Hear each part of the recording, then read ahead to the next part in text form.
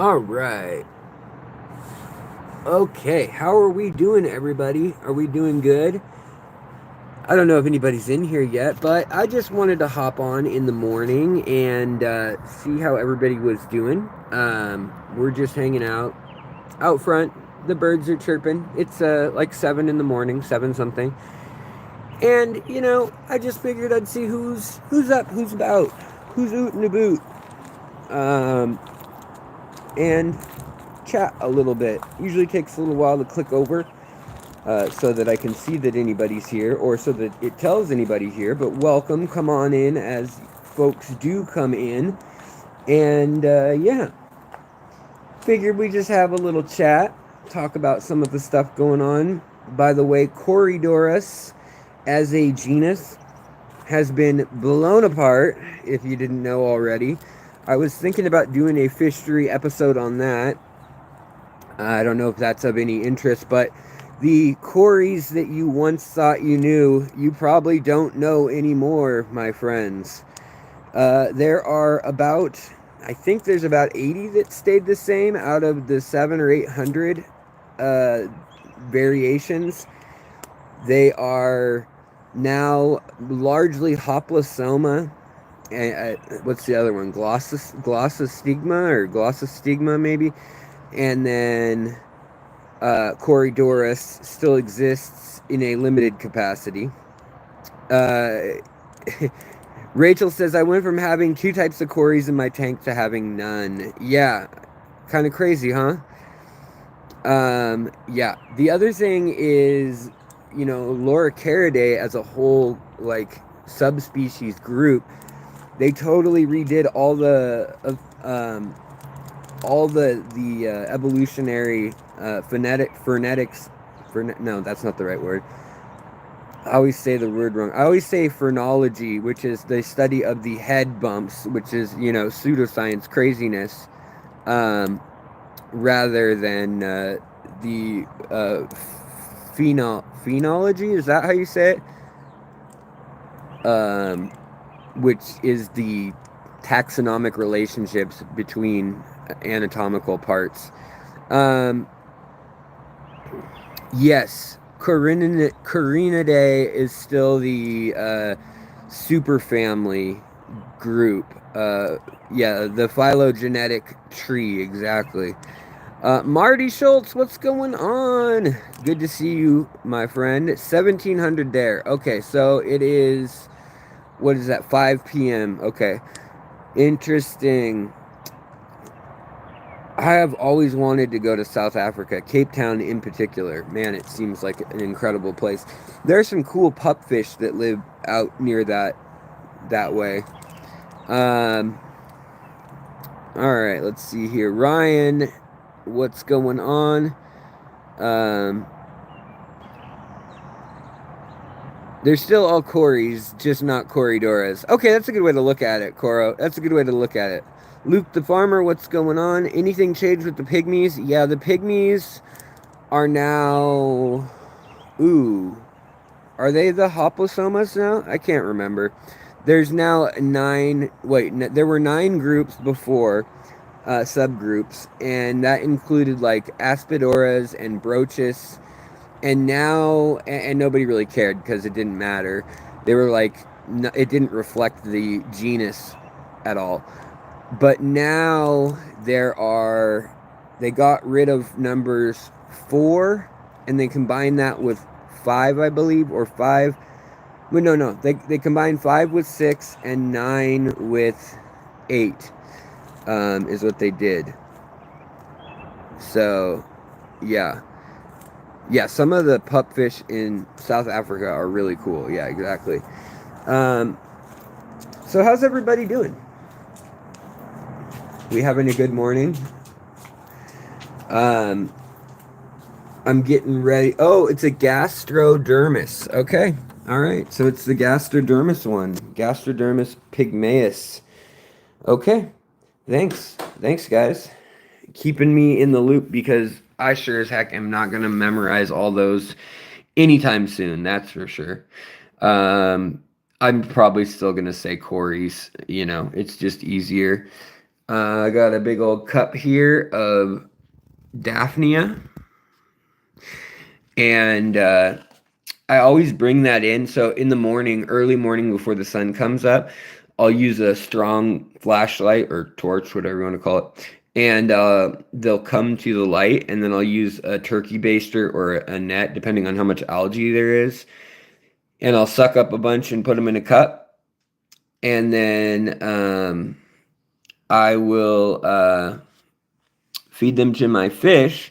But a lot of times I want the water to actually like come up to temperature, to the room temperature at least, so that the little scuds and Daphnia and Cyclops aren't shocked and killed immediately by going into the tank, so that they still keep moving. Because otherwise, sometimes you put them in and they just float, and the fish aren't that interested. But when you let them kind of warm up, then they're definitely more interested. Let's see here. Yeah, Coro, I appreciate that info. That people are hosting it for free. Freshwater Ichthyology posted it in Stephen P's Discord. Yeah, I've got some unlocked versions of it also. I've had a couple people send it to me, which was really awesome of them.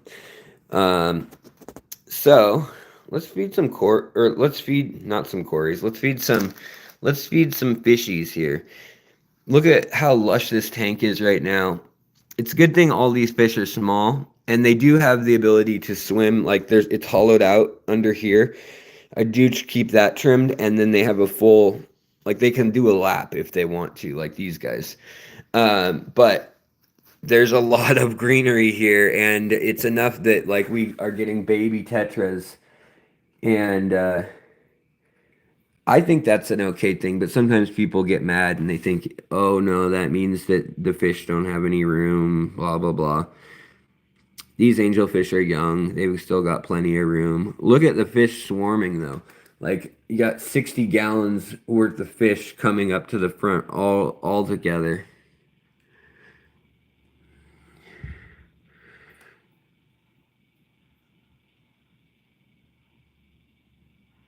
Dun dun dun. Raul Ratre. It's night where you are, huh? You must be in Asia somewhere.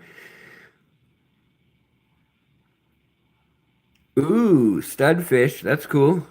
Pond puppies, all good in the hood. You'll be trying to catch some invasive northern studfish. Yeah, lately I've been seeing people post pictures of the plains minnows. Oh man, they are looking beautiful this time of year.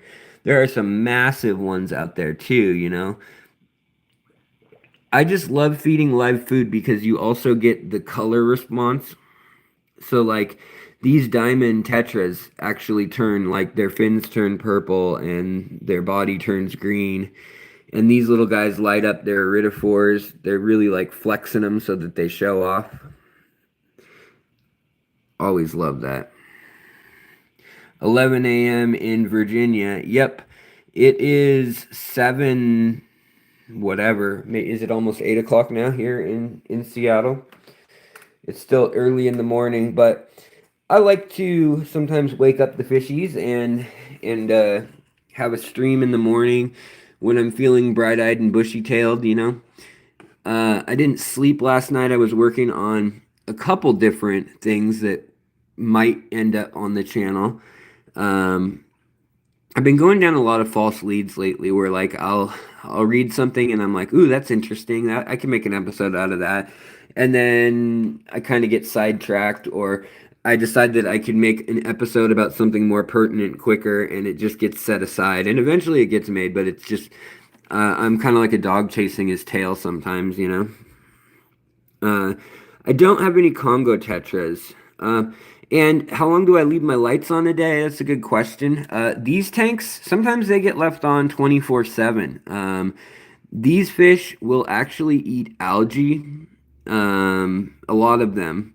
But, these fish are in such planted tanks that, like, more than what you see right now, like this algae right here, like this Cladophora, That's the most you're ever going to see because in these tanks it's like that. But ideally, I like to keep them at like 10 to 12 hours of light a day and kind of have an hour of the light winding down. In this tank here, I bought that aquarium co-op tank that I bought. I was going to set it up, and I've been kind of waiting for my wife's permission to set it up, essentially. I wanted to do it in the living room, and I wanted to transfer my very smallest species, like this guy here. Where'd he go? Yeah, there we go. So this is a yellow polka dot rasbora right here. You can see he's got a yellow dot on his tail. Well, in theory. And then we've also got some Mekong rice fish. And let's see if we can get, yeah, right here. These are the Mekong rice fish. They don't get any bigger than baby guppy fry, basically. It's pretty wild. They don't even get half an inch long, fully grown. I think they're a pretty high contender for smallest fish in the hobby. Because there's Danionellas, but these aren't even as long as Danionellas. And these guys absolutely need and love. They either need completely powdered food or they need live baby brine shrimp. You know, even baby brine shrimp is too big for some of these guys. Daphnia is too big for some of them. So some of these guys, like, see here, this little guy, yeah, he can't even eat the Daphnia. This one at the end of my turkey baster. And that's a full-grown male right there. He's not even the size of the end of my turkey baster. That is wild. I just keep getting blown away by these guys. Yeah, I mean, and that turkey baster is small. What fish foods do I use? I use a lot. A lot of days that, like, I kind of have a main protein food every day, and then I usually back that up. But like, this is one I like using, the extreme krill flakes. I'll crumple that up and I'll let all the surface feeders kind of eat that. And then I'll usually add a spirulina tab of some sort every day too, to tanks that have anything like that. But in certain tanks like this one, these tetras and angels will probably rip this apart quick. I mean, and this weighs like nothing. You can put a whole bunch in, and it just disappears because it's so light. Each flake is so light, so they can eat a big old chunk of it really easily. But I like that because that helps their color as well. It's full of carotenoids and stuff like that. And then the other thing I like to feed is catfish food by Sarah, this one. Obviously, I like to feed frozen bloodworms, Daphnia, any sort of frozen, cultures I think are great. Hold on, let's go into the other room for a moment. And we'll turn the lights on in the fish room. Alright. Lights are off right now. Everybody's sleeping. It's humid in here this morning. It's because the dehumidifier is full. This is the tank that had the dojo loaches. Just emptied that out, and I have an empty tank here now. And then now we've got this big old tank here. And with the light and everything, I need to go out and get a filter because I am going to run a filter on it. But if you guys didn't see last time, this is the crazy light for this 65-gallon tank here that's just going to be massive. And then literally we have all this stuff over here. We have a couch, and this room has become the general storage room, which is annoying, of course. And so we're literally going to take the couch and cut it with like a sawzall or, something like that. We're going to cut it in half. Now, look at all my scuds right now. So I've been feeding the scuds a whole lot of high protein, and they're just exploding. These are the Gigantica ones, and then over here we've got the Azteca Gomeris, or Aztecius. I don't remember. It's Aztec something. And then in here we've got a few scuds, but this is more the, if you see the little dots in the water, that's paramecium, so it's single cell organisms. That's what I'll feed to babies. Right now we don't have a ton of babies in the fish room though, unfortunately. I'm kind of getting ready for fish fin dig rather, and then also I've been speaking to different clubs every weekend. Is kind of a piece of the puzzle that you guys may not see, but is, going on continually. If you're wondering, like, where is he? Like, what's he doing? Sometimes that's what's going on that's causing me to not have time. But I think those are always good experiences. Also, my Maha Chiensis bettas are starting to mature. This little female looks great. This male is looking great. Now these are wild color, and there's 5 in here, and they're all siblings, so they're getting along for now. But they're pretty chill for the most part. Like these bettas are a laid back variety. These are kind of what the alien bettas are made from in the hobby, that have that real metallic look to them. You can see here this one has that real metallic with the dark black on it.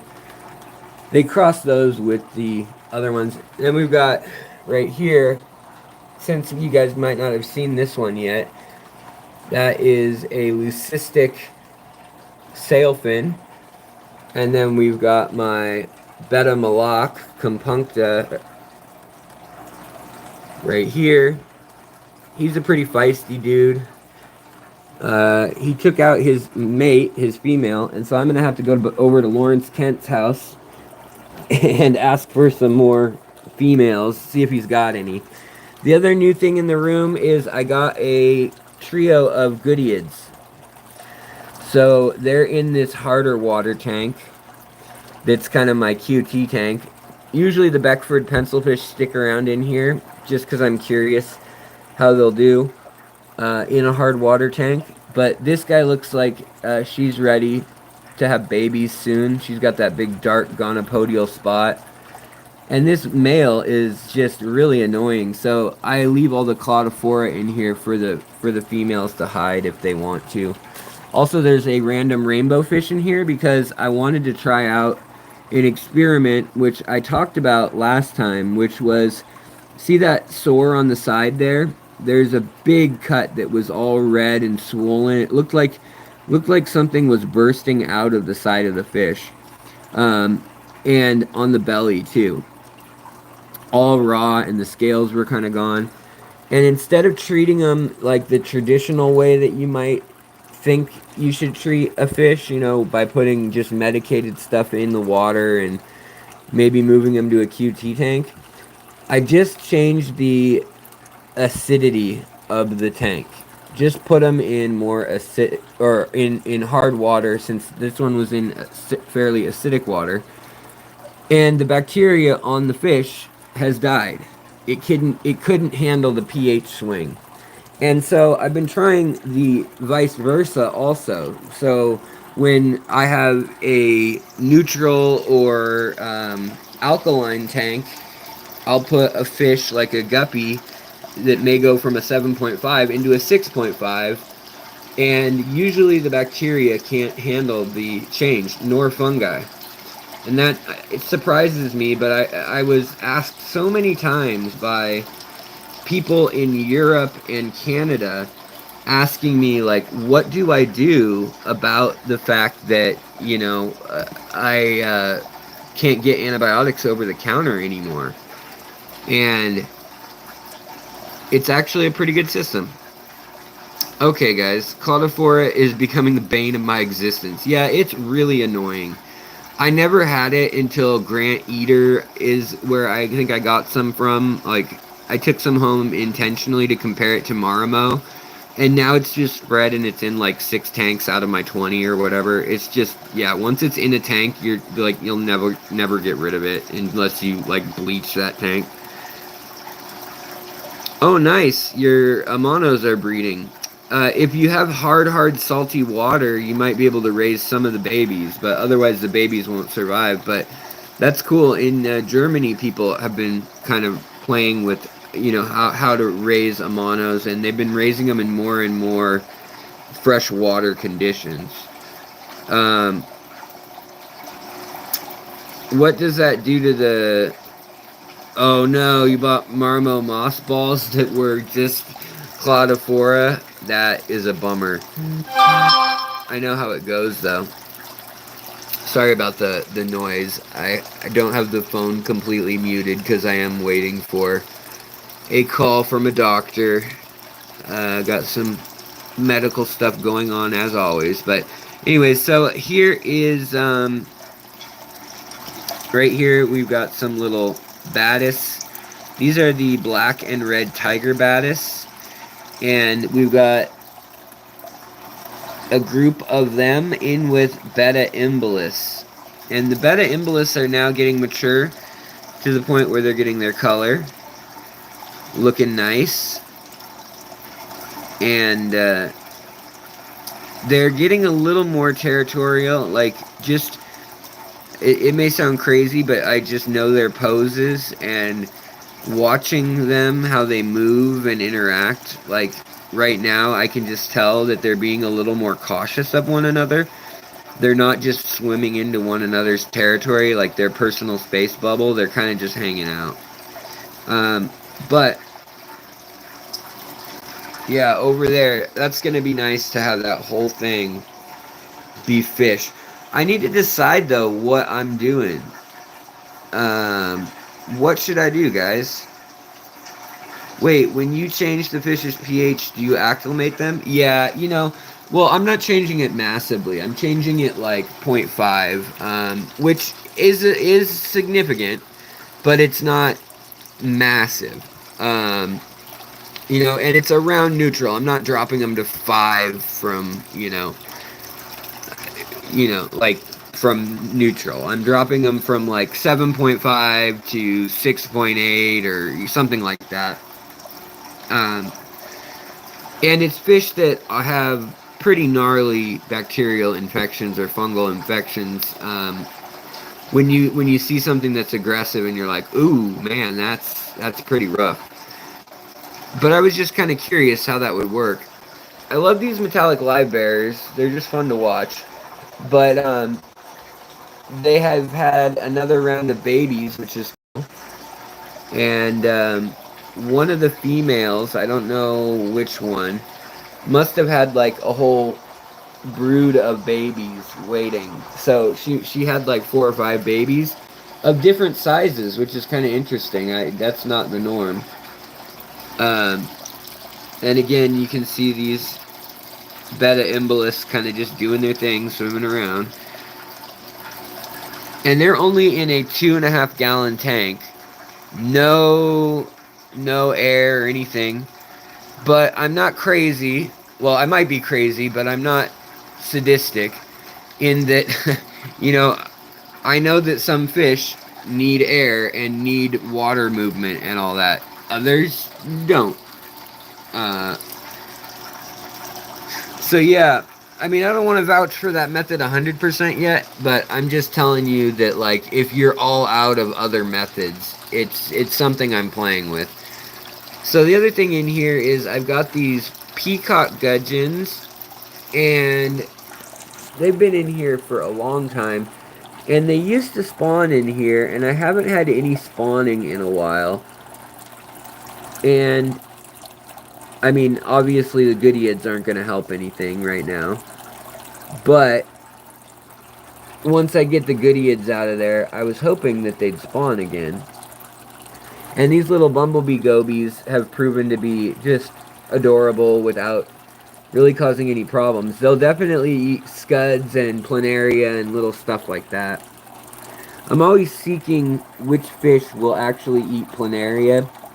I've found that these Badis, the black and red tiger Badis, will also eat planaria.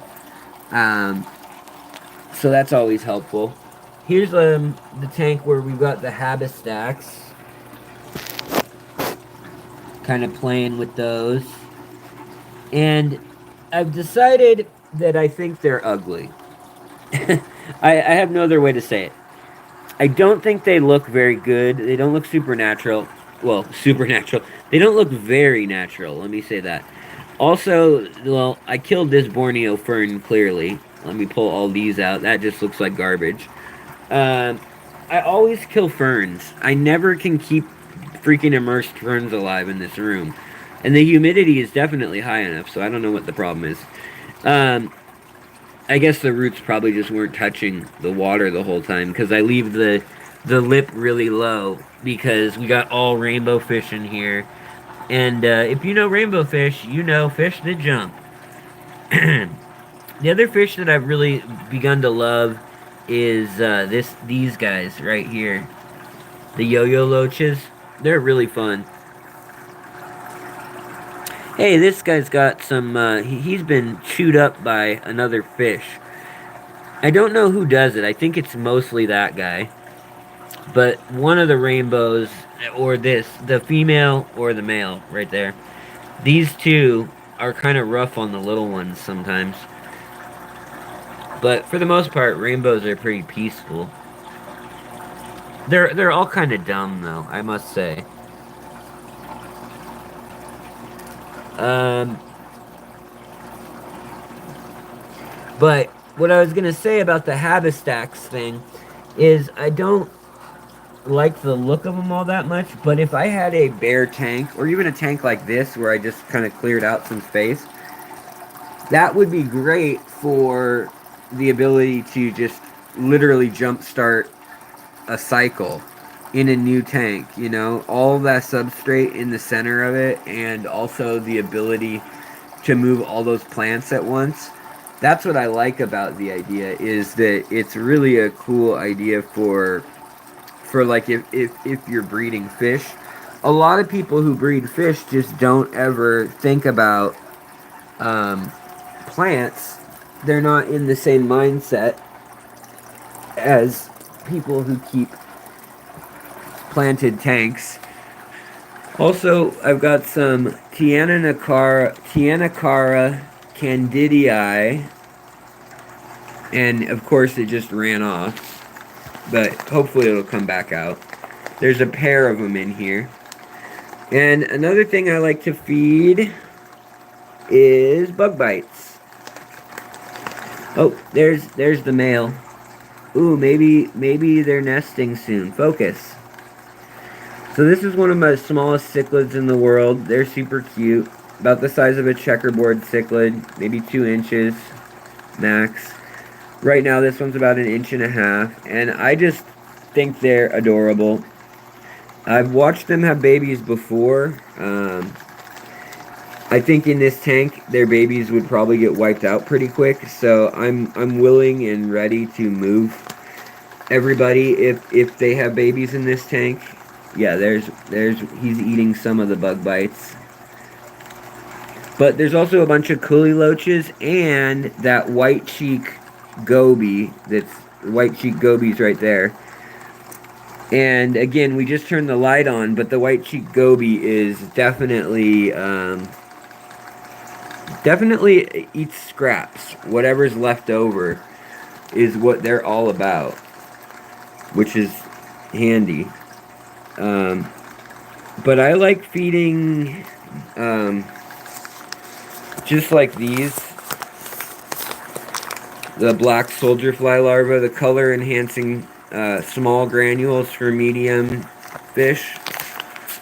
As far as like a shelf stable product, that's one that I'll feed all my fish pretty much. They all seem to eat it. The thing is, you want to make sure you got something, even if it's just snails, that's willing to eat it from the ground, because some of it floats, but some of it sinks pretty quick. So, That's my one word to the wise. Now, let's catch some of these scuds.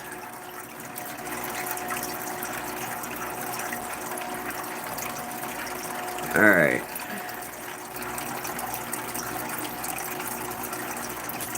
All right. Sorry, hard to do with the camera. And then I'm actually going to pour a little bit of water back in, because the scuds will go to the far side of where the water flow is. They don't want to get squeezed out of the water. For some reason, they know that like the water is running out, and so they don't want that, and they peace out. But putting scuds in this tank definitely livens up things a bit, and hopefully we can get the goby to come out. Maybe we'll get some of these the Tianacaras to feed live. They need to put on some weight. Oh, there goes a coolie loach.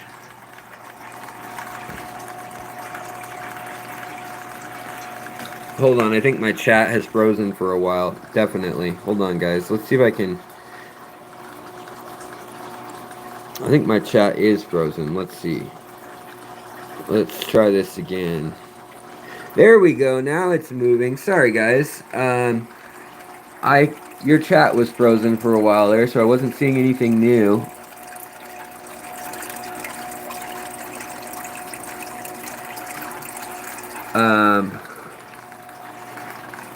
But let's put these scuds right down in here. Scuds are tricky too. You gotta kind of wash the bulb out. You'll see that they were clinging to the side when you finally get them out. There we go. Now they're eating some live food. That's good. They'll put on more weight.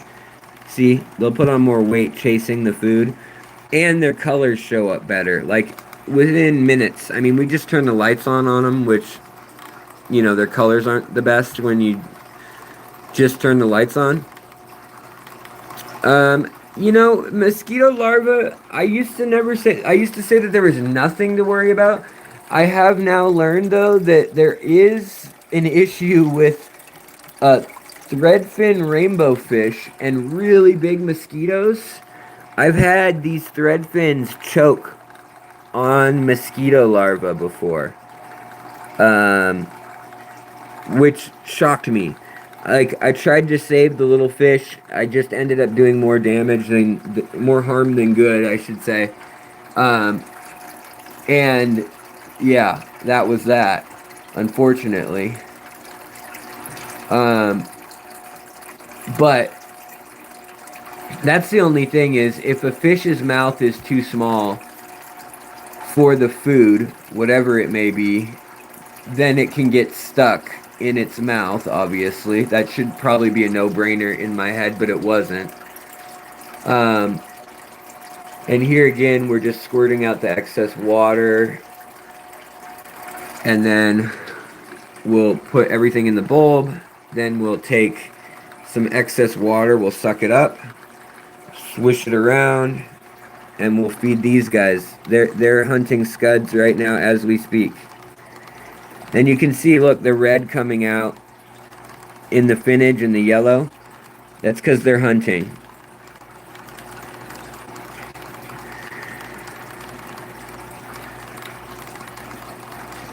Without that, no pretty colors, except for when they're getting frisky. Although, sometimes I question how bad fish are at spotting scuds. Sometimes I'll literally, like, plop them on their head. And, you know, that's a good point. Can they breathe while choking? I don't know how that exactly was working. I mean, they can't filter through as much water through their gills, which go through their mouth. Oftentimes, most fish. But, so I would guess that they have some breathing trouble, but also I would guess that,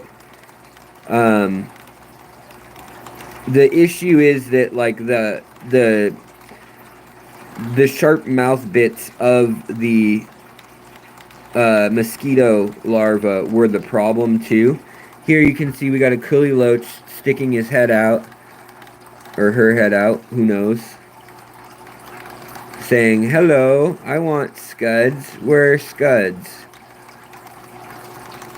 Can probably smell these guys eating it. Look at him. What a pig.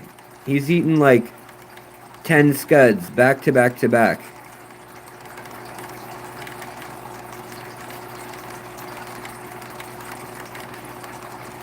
Hey, thanks, Coro. I appreciate it. Super chats and stickers work.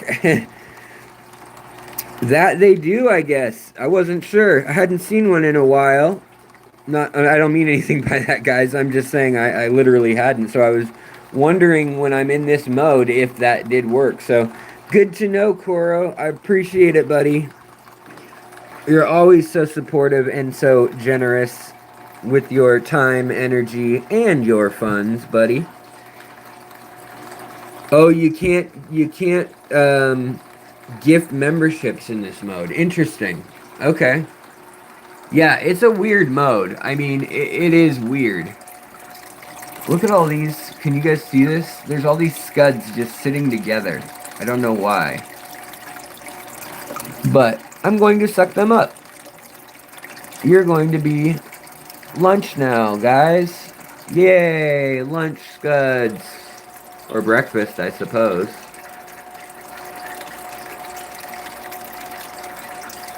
See, the scuds really don't want to go back into... They don't want to go against the flow, which is interesting. Look at all these scuds. You can just... I mean, I can get sometimes... Look at this. I can get 50 or 60 each turkey baster squeeze. And then feed whatever tank I feel like feeding. Who should we feed next? Dum dum dum. I guess we could feed... I don't think these guys have eaten any scuds in a while. You guys want some scuds? Are you gonna actually hunt?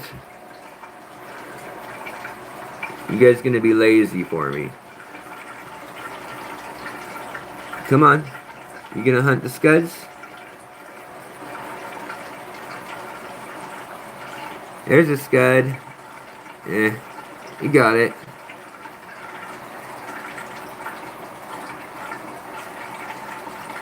Here come the loaches. Oh. Like, see that? The scud literally went up and touched the fish. These guys are not very good at catching them. They're used to eating, these guys are used to eating planaria. These loaches. They don't have to work to eat planaria. That's like the easiest meal on earth. So they are spoiled. But down here, these guys, let's see who's awake in here. I need to clean the glass on a lot of these tanks. But in here, this tank is finally, it's finally having some issues with age. And hold on, guys. I just heard a big thud.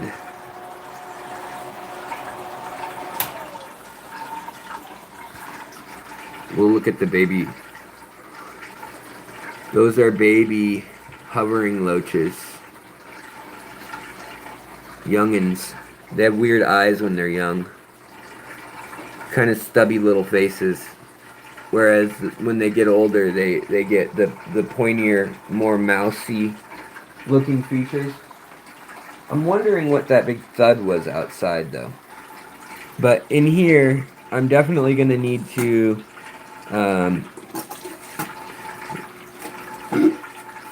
I think this tank needs some oxygen because right now I just realized that this is barely bubbling. And some of the fish are looking real lazy in here, and this is a tank that definitely needs oxygen. So I'm literally just giving it some CPR right this moment. But this is my oldest tank, I would say, substrate wise. And like I was saying, I think it's at an end finally. This is one that I never had aqua soil in. It's all mulm and inert, but it's literally like 4 inches deep of that now. And there we go. Now the corys are waking up.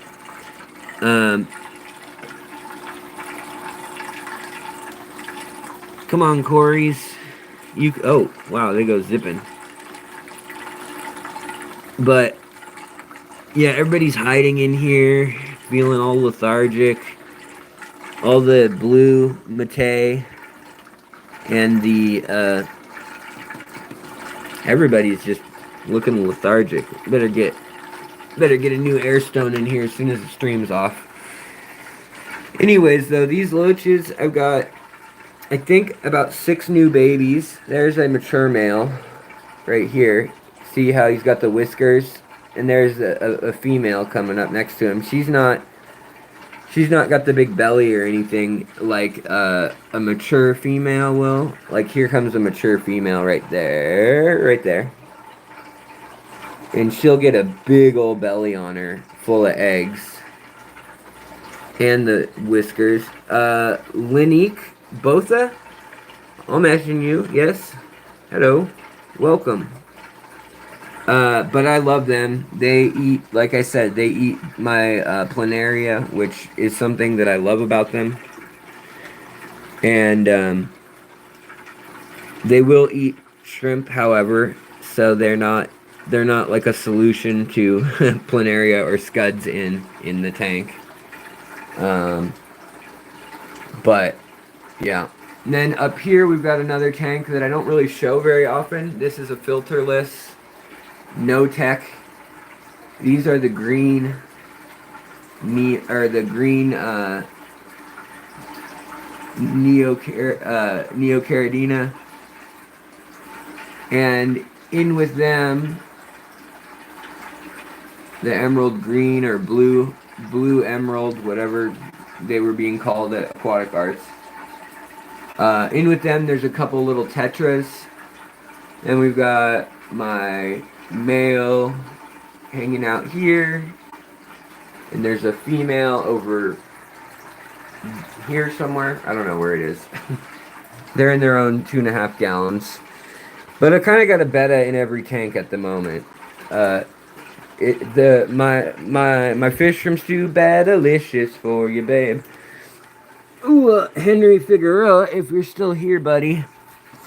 This is all that's left of those plants that were covered in algae. Well, I brought them over here to try to let the shrimp in this tank, as well as the Livebearers and the rainbows and these guys.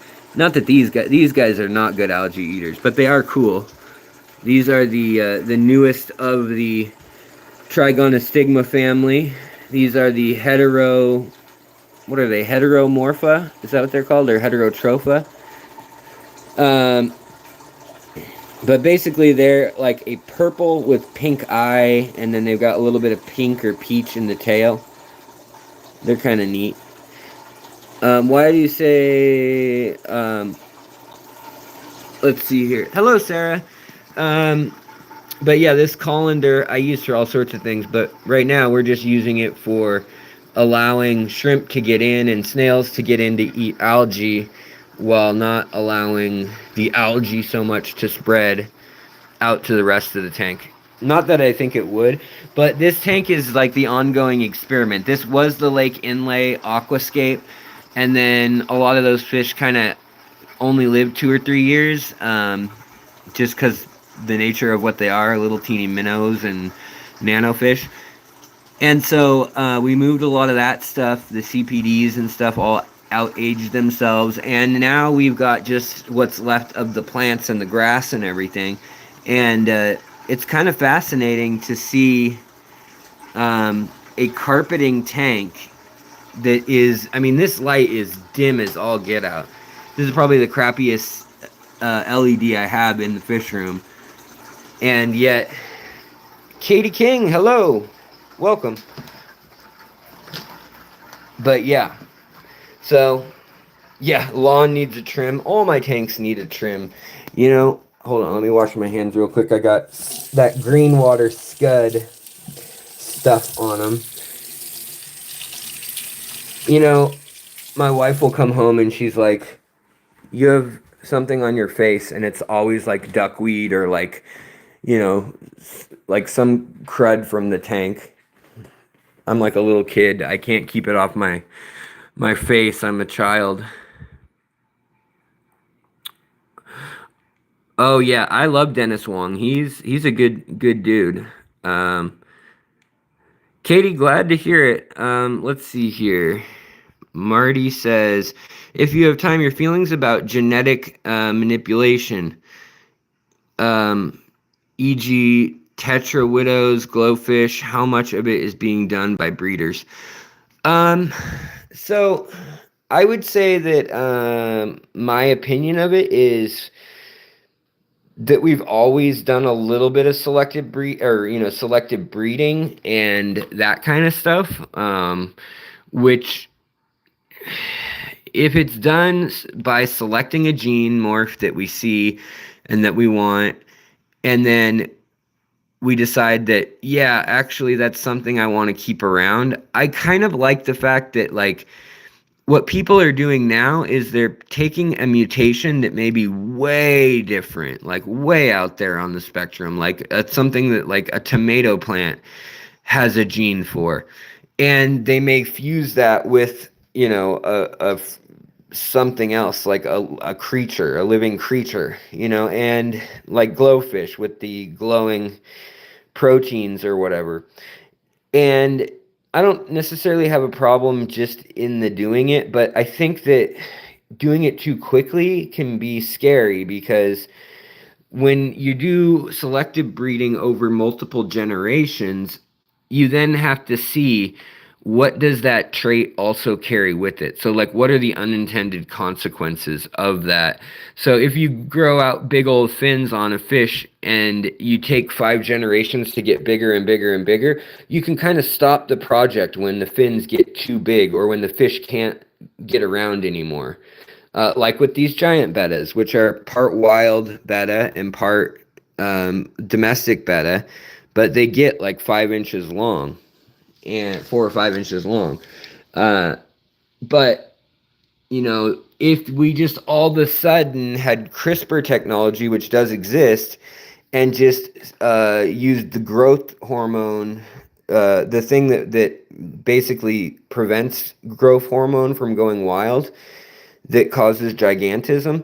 If we allowed that to go unchecked, you could grow, a betta that's the size of a trout or a bass. And I think that there would be some consequences to that. I don't necessarily say that I'm like fully against it, but I do think that like before it goes out into the hobby, it should at least be sterile, especially if they're doing any of these interspecies crosses.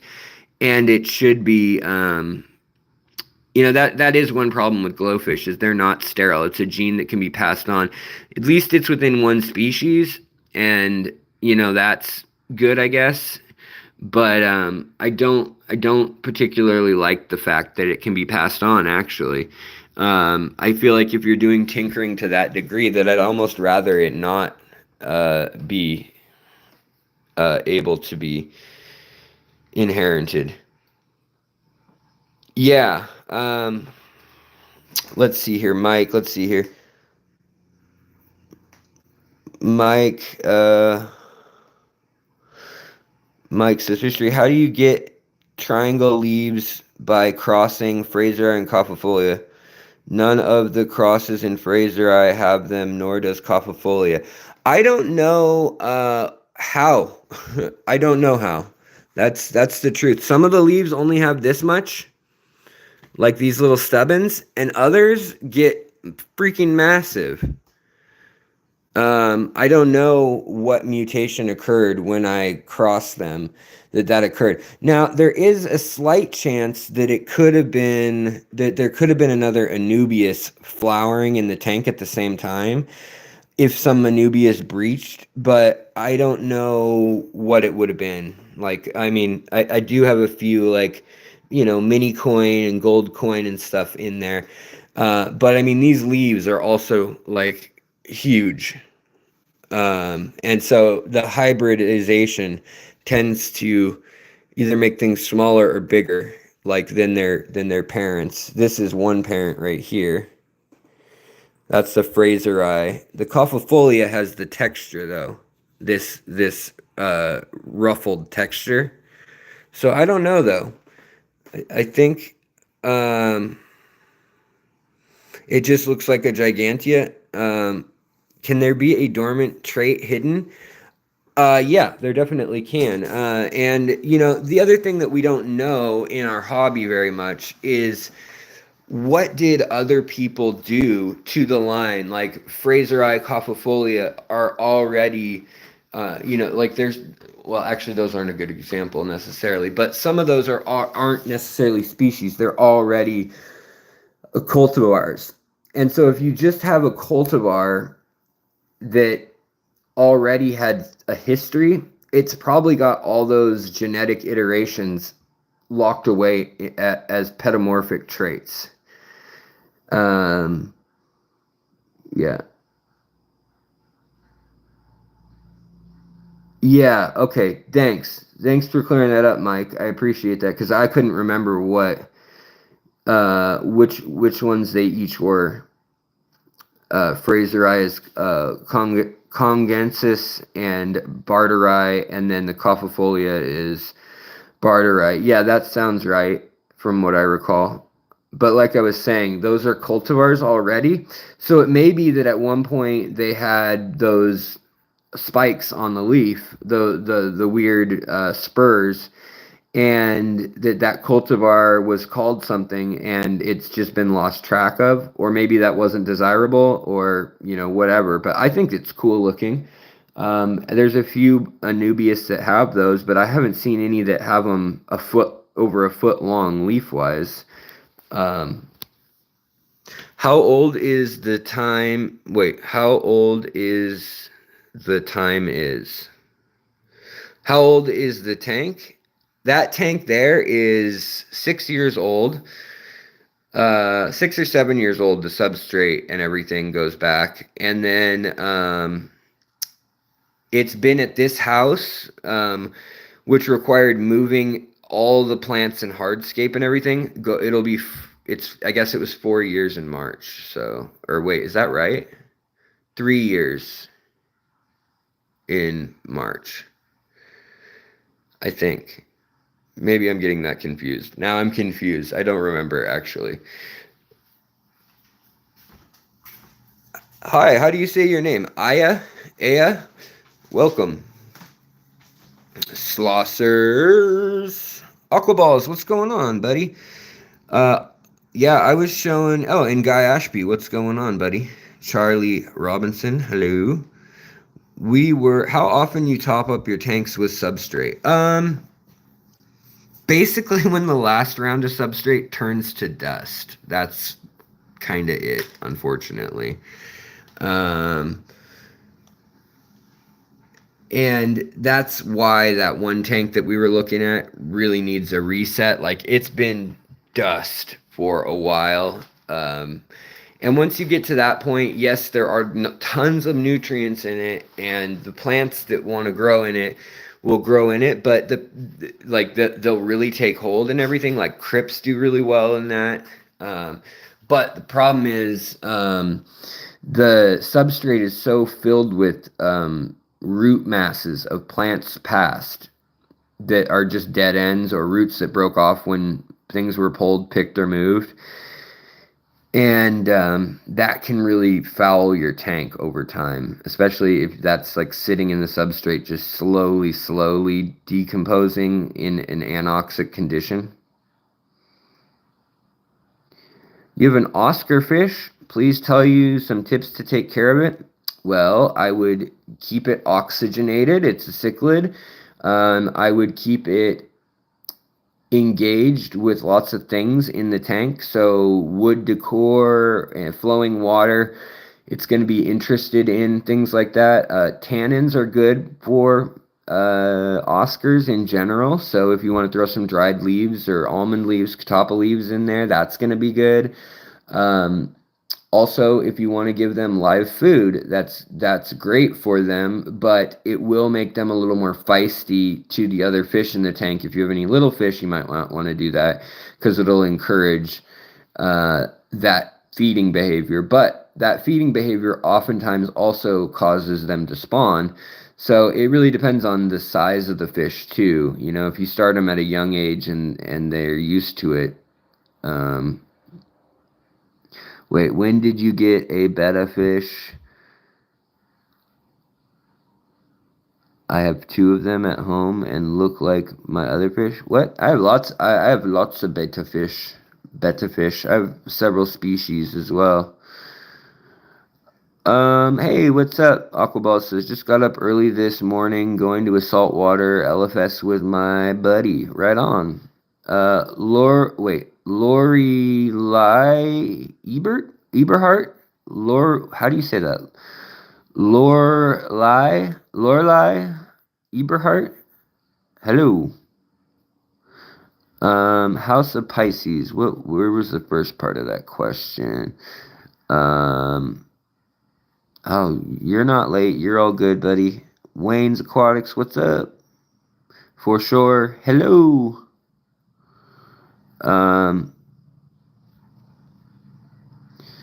Yeah, Oscars definitely like big tanks. I missed how many gallons the tank is.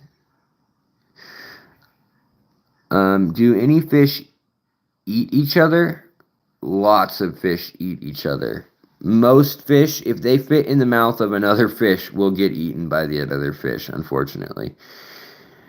You're going to a tractor pull today, Audrey. Right on. That sounds fun. But how to take care of baby Oscar fishes? Baby Oscar fishes. I would say with the babies, the first 4 or 5 days, they're going to have their yolk sac usually, and they're going to be guarded by the parents if you let the eggs stay there. Now, if you've already removed the eggs and put them somewhere else, the babies will just be what we call stickies or sticky heads, and they will just stick to stuff and just kind of breathe and grow and use up the energy in their yolk sac for the first 3 to 7 days. Usually we call it 5 days in most species. After that, they're going to want to eat voraciously, and they're going to want to eat all day long, little bits. And that's where baby brine shrimp, 5 times a day, like that's ideal. If not, 3 times a day, I mean, is more realistic for most people. But the more consistently you can give them little bits of live food to both hunt and eat, the faster they're going to grow, the faster their muscles will get worked out. And you can start on baby brine shrimp with Oscar fry after they're able to eat. They'll be able to eat newly hatched baby brine. They won't be able to eat big brine shrimp, but they can eat baby brine. Anon, thank you. I appreciate it. I'm glad you like the long form content. This is the time of year where a lot of the content doesn't even get sent out to viewers, unfortunately. Like out of the 70,000 subscribers that the channel has right now, less than 5,000 people were even shown a thumbnail of most of the videos in the last month, which is a bummer, because, you know, you feel like you do that work and then they're only going to find it if they literally choose on their own to come to your site. There's a few videos that there's an exception to that, but I always have people, you know, say, hey, where have you been, man? Why aren't you making videos? And I'm like, I am. They're just not getting shown. So that's always hard, but it goes through phases. Other times you get shown more than you probably should, but it kind of goes through phases. It is a fish eat fish world. Day 5 into a mono shrimp breeding. That's pretty good if you still have the babies alive. Wow. I'm impressed. I'm very impressed. Oh, nice, Coro. You're saying that the notifications have gotten better lately? I'm really glad to hear it. How do I know if it's showing for my subscribers? It says how many people have notifications on, and how many people are subscribed versus unsubscribed that view my videos, not my live streams, my videos. And then it says how many exposures there were.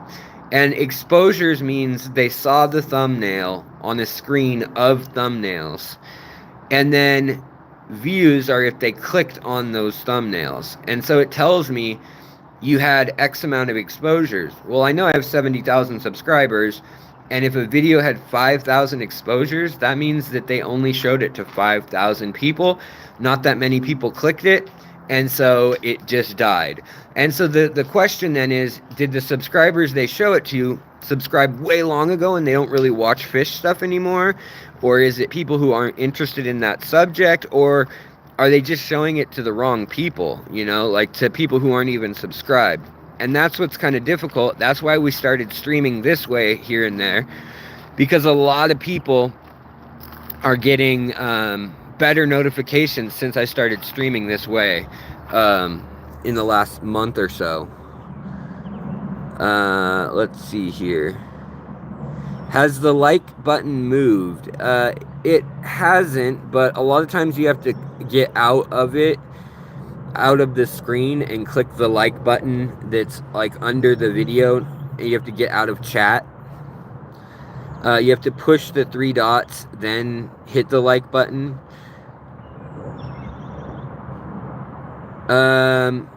You just don't have much current planted aquarium content. It's tangential.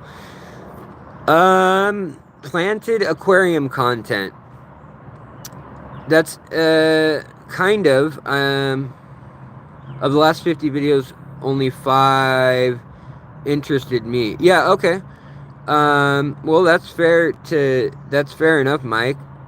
Is that like when you go back, are you saying when you go back onto my actual channel and you look at the subjects?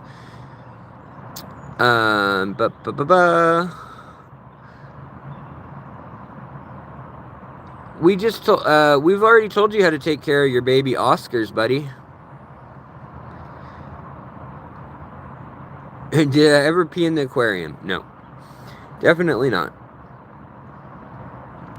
Okay, yeah.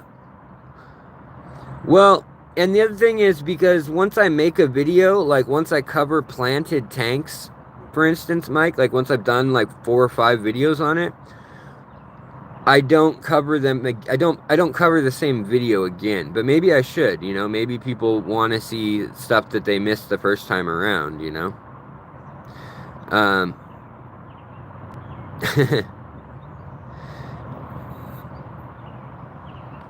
People watch it like TV, they don't dig. Yeah, no, I agree that is the case sometimes. That's, actually that's not the case. Not everybody watches it like TV. Half my audience watches it like TV, because it also tells me what people are watching on phone or device, and I have a way higher rate of people watching on computer, and I think it's because my average age viewer is 35, which is really high for YouTube, actually. Fishery, I saw a business running an AC drainage hose into a goldfish aquarium. That's not the best idea, Volcanics. I mean, it's probably okay with goldfish, honestly, but the thing is that there are a lot of things like Legionnaire's disease and MRSA and all sorts of fungus and bacteria that tend to build up in AC units. So unless they're cleaning that unit and servicing it regularly and bleaching the whole thing, which then they would need to make sure that's out of the system before putting the drainage back into the aquarium, then it isn't the best idea to just drain your AC runoff or your what do you call your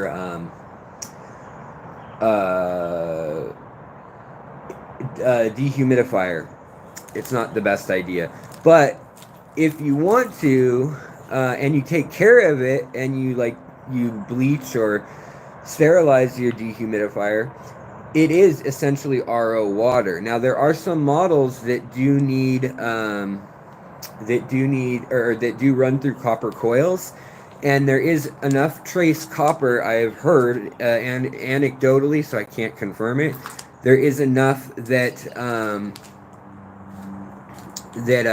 it can actually kill shrimp.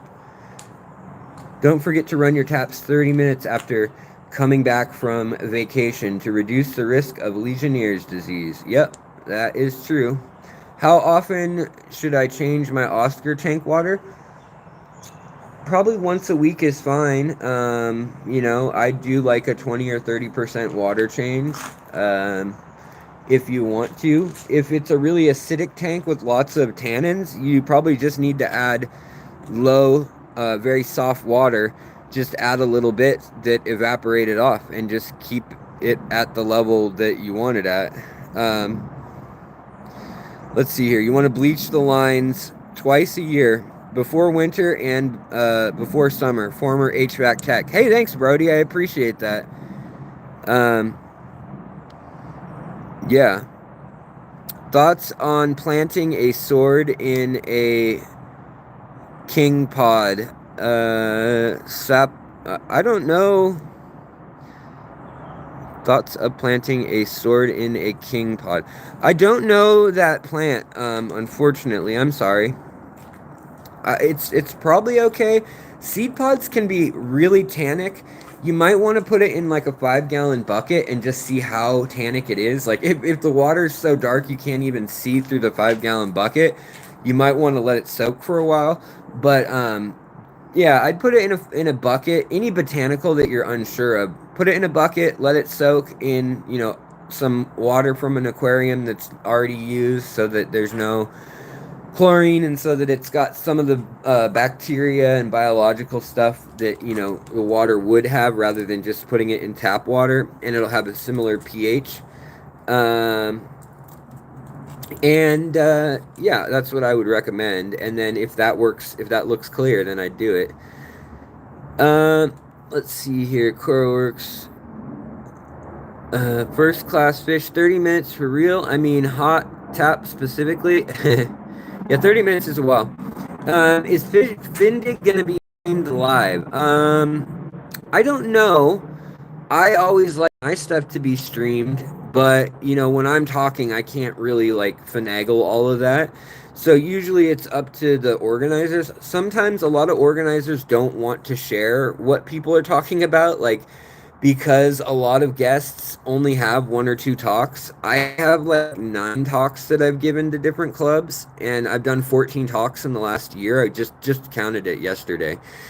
I've done 14 talks with 9 subjects, and so I've been kind of all over the place, which is really not normal and probably cuckoo, because you know, I'm not an expert on any one thing, that's for sure.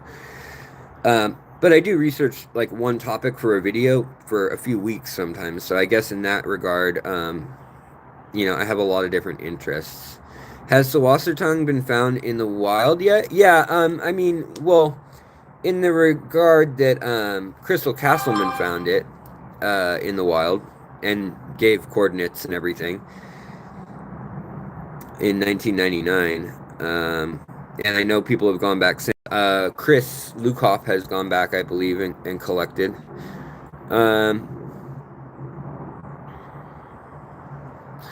Yeah, better safe than sorry with all those diseases and stuff. Yeah, for sure. Jim's Fish, hello.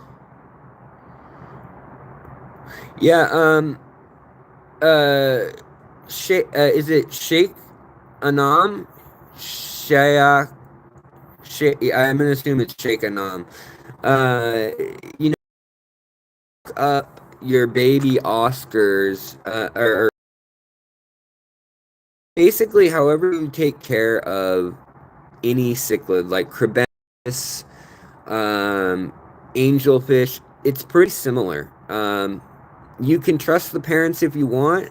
They might eat some of the babies. They may not protect the babies the best. Sometimes it takes them a few tries. But if you're going to raise them separate, then you can just treat them, pretty much all small cichlids are the same. Once they can eat baby brine, you feed them baby brine for a few weeks, 3 or 4 weeks. And then if you can, maybe start mixing in a little bit of, you know, prepared food. And if you can, maybe some black worms or blood worms, you know, whatever they'll accept if you chop that up real fine. Yeah, you can also feed Daphnia white worms early on if you don't have brine shrimp. So that's all an option as well. Let's see here. Evergreen Psyche, what's up? Hello. I'll try to get a picture of Saser Tang in the wild and let you know. But yeah, nobody's found the out of water version or the adult version, so to speak. But they do know where Crystal Castleman got it, so there's that.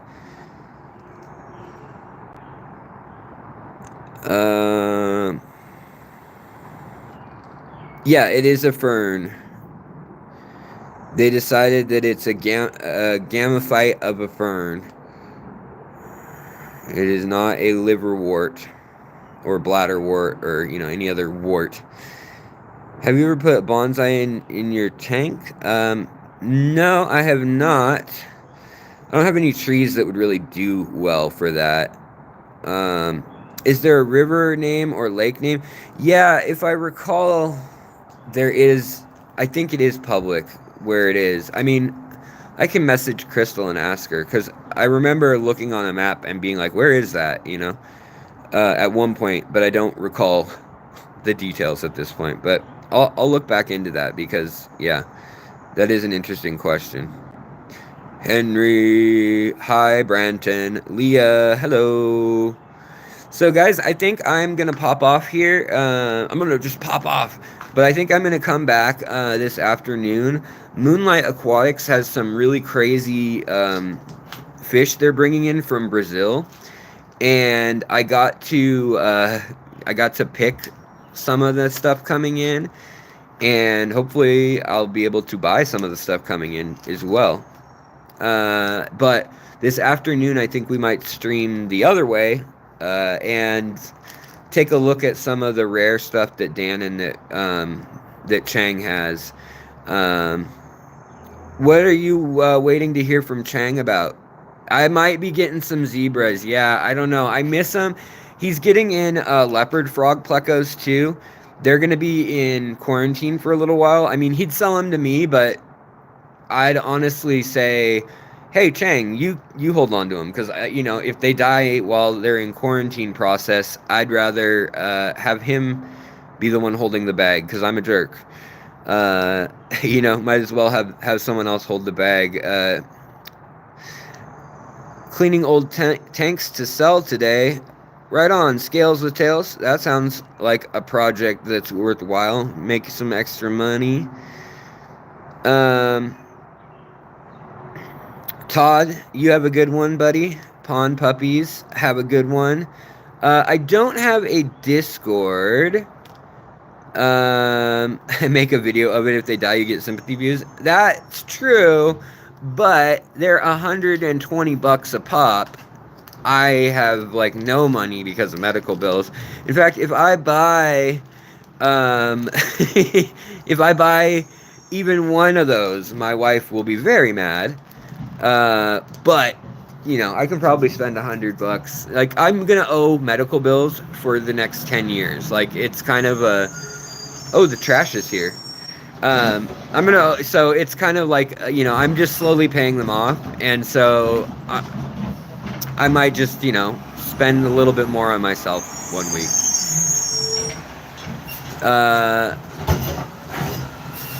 Should I donate $499.99? Yes, tax write-off. You have that in your Saser Tang tank. Easy. Yeah, you know, actually, if I have a lot of Saser Tang that nearby I would like to sell, because, like, you can't buy it. Man, that dump truck is loud. Or garbage truck. That's what it is. Squeak! Yeah, right? Ooh, you want to flex, a flu ball flex? That's what you want? Um, yeah, sell it bigger than golf ball sizes. You know, actually, the thing is, I usually sell it the size of whatever I can grab with my whole hand, and then I kind of squeeze it, and it usually ends up like a cluster, maybe a golf ball and a half or two. I can't speed up the stream in vertical mode to catch up. Really? Can't you can hop to live, right? Saser Tang found in Singapore but is endangered there. It wouldn't surprise me, but I bet it's introduced in Singapore. But I don't know. I mean, everything in the plant hobby and in the fish and, you know, reptile hobby goes through Singapore. It's wild. I have Critter Keeper. I have a video called 25 Plants That Love Hard Water. Soft water, most plants will handle soft water fine. They're not going to like melt or anything. It's just they may need more nutrients added. And then the water's not technically like soft. I mean, it may still be acidic and or slightly acidic, and it may still be like a TDS of like 120 or something like that. But you're going to need to add enough, you know, nitrogen and iron and manganese, magnesium, potassium, that kind of stuff for certain plants. And then there are some plants that just literally survive like on barely nothing in the water. Like mosses and things can just get by on like such little amount of nutrients. They're not going to flourish, but they'll survive just fine. You need an LLC quick like so you can write off all these fish. Yeah, well, you could be a sole proprietor too. You could write them off that way. Mr. Resistance, hello, hey, hi, ho there. So guys, I'm gonna get out of here, and hopefully this afternoon I will wrap everything up. I gotta go get labs done for blood draws, and then ultrasound, some imaging done. But then I hopefully will be home in time. Yeah, exactly. Sole proprietor is best unless you have a business license. Then I should be home in time, hopefully, for like around a 4 p.m. Pacific, 7 p.m. Eastern time live stream. I hope. If not, I'll try to stream this weekend. But much love, everybody. I hope you all have a wonderful day. And I did not see Poor Things. I did want to see that, though. That was a weird-looking preview. My wife went and saw that. Yeah, all right, everybody. Take it easy. Have a good one, and I'll talk to you all later. And if you have any ideas for videos you'd like to see, let me know. I'll put some to a vote, and we'll cover some new topics. Or maybe we'll cover some of the same old topics. Like, that's fine. I just want to know what it is that y'all are interested in. And, you know, it's my job to make things up, too. But I want to give the people what they want.